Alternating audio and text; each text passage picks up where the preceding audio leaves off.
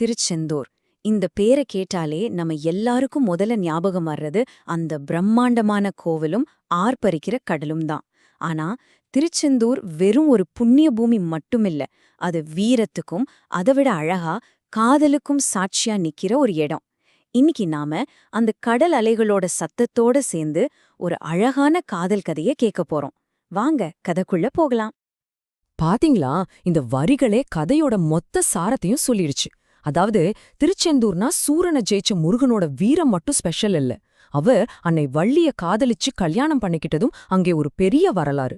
இந்த வீரமும் காதலும் ஒன்னா சேர்ற அந்த இடத்துலதான் நம்ம கதாநாயகர்களோட வாழ்க்கையிலையும் ஒரு முக்கியமான திருப்பம் நடக்கப் போகுது.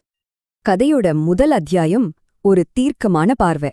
சொல்வாங்களே, எல்லா பெரிய காதல் கதைகளும் ஒரு பார்வையில தான் தொடங்கும்னு.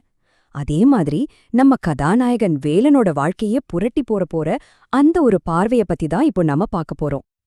இவர்தான் நம்ம கதையோட ஹீரோ, வேலன். விலங்கியல் ஃபைனல் இயர் படிக்கிற ஒரு ஜாலியான காலேஜ் பையன். சின்ன வயசுல பக்தியோட பார்த்த அதே கோவில் இப்போ நண்பர்களோட சேர்ந்து ஜாலியா குளிச்சு விளையாடுற இடமா மாறியிருக்கு. வங்கக்கடலோட அலைகள் மாதிரி அவனோட மனசும் உற்சாகத்துல துள்ளிக்கிட்டு இருக்கு.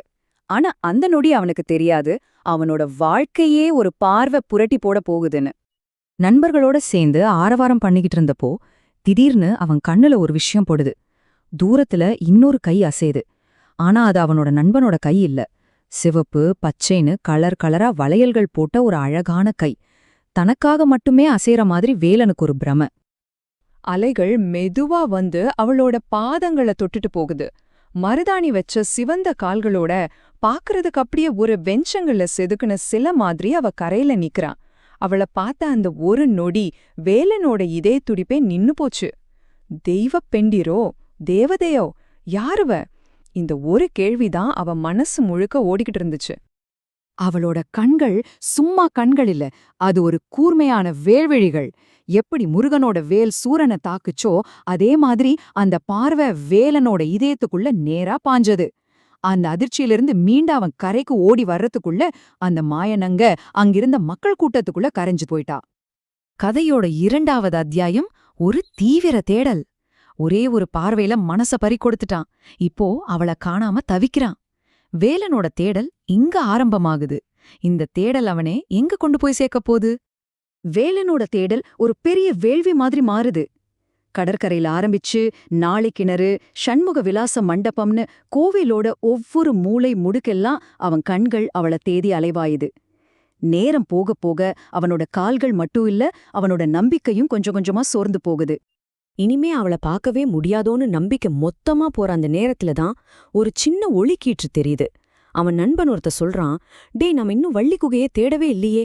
காதலோட புராண சின்னமா இருக்கிற அந்த இடம் இவங்களோட கதைக்கும் ஒரு திருப்பு முனையா அமையப்போகுது. மூன்றாவது அத்தியாயம் ஒரு புனிதமான சந்திப்பு. தேடல் முடிகிற இடம் ஒரு புது தொடக்கத்துக்கான இடமாவும் இருக்கலாம் இல்லையா? முருகன் வள்ளி காதலுக்கு சாட்சியா இருந்த அந்த குகையில வேலனோட தேடலுக்கும் ஒரு விடை கிடைக்கப் போகுது. இந்த வள்ளி குகைக்கு பின்னாலேயே ஒரு சுவாரஸ்யமான காதல் கதை இருக்கு தெரியுமா? முருகன் வள்ளி மேல இருந்த காதலை வெளிப்படுத்த ஒரு தெய்வீக நாடகமே நடத்தினாராம். யானைகளை வர வச்சு வள்ளிய பயமுறுத்தி அப்புறம் அவரே வந்து காப்பாத்தி அவ மனச கவர்ந்து கல்யாணம் செஞ்சுகிட்ட இடம்தான் இது. அதனால இது காதலர்கள் சேர்ற ஒரு புனிதமான இடமாவே பார்க்கப்படுது. அந்த குகையோட வாசல்ல தியான மண்டபத்துக்கு பக்கத்துல அதோ அவன் தேடின தேவதை அங்க நிக்கிறா. கடல் காத்து அவளோட கூந்தல மெதுவா வருடிட்டு போகுது.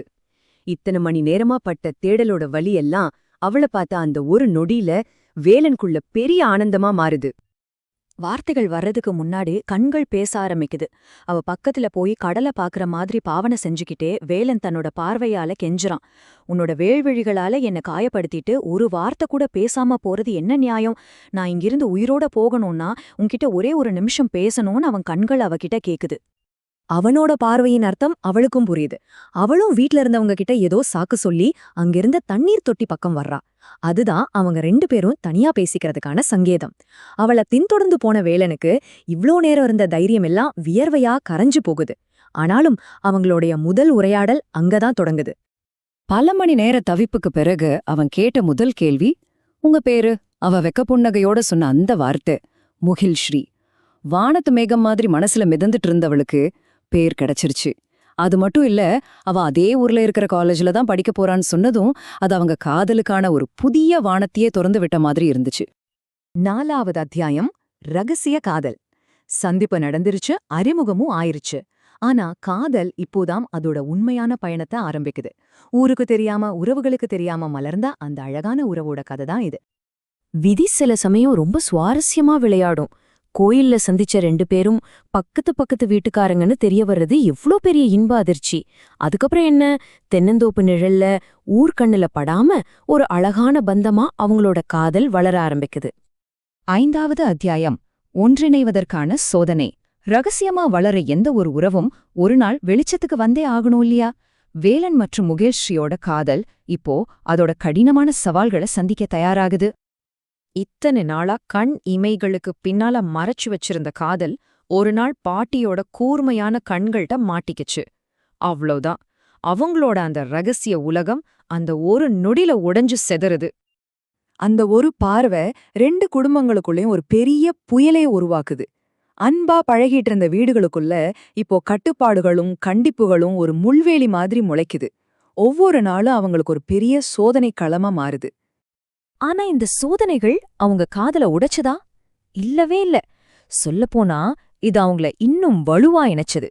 ஒருத்தர் மேல ஒருத்தர் வச்சிருந்த அசைக்க முடியாத அன்புக்காக எல்லாத்தையும் தாங்கிக்கிட்டு பெத்தவங்க மனசு கண்டிப்பா மாறும்னு ஒரே நம்பிக்கையோட காத்திருந்தாங்க. பொறுமைக்கும் உண்மையான காதலுக்கும் எப்பவுமே வெற்றி நிச்சயம். அவங்க கனவு நனவாகிற நாள் வந்துச்சு. அன்னைக்கு வள்ளிமுருகன் காதலுக்கு சாட்சியா இருந்த அதே திருச்செந்தூர் இன்னைக்கு இவங்களோட திருமணத்துக்கும் சாட்சியானது. அவங்களோட பல நாள் காதல் உறவினர்களோட ஆசிர்வாதத்தோட கல்யாணத்துல கணிஞ்சுது. தெய்வீக காதல் கதைகள் நடந்த அதே மண்ணுல இன்னைக்கும் இப்படிப்பட்ட நிஜமான காதல் கதைகள் மலர்ந்துகிட்டு தான் இருக்குங்கிறதுக்கு வேலன் முகிழ்ச்சியோட கதை ஒரு அழகான சாட்சி. திருச்செந்தூரிலிருந்து இந்த அழகிய கதையை நமக்கு அளித்தவர் விக்கி ராஜேந்திரன். சரி, நாம மீண்டும் அடுத்த அலசல்ல சந்திப்போம்.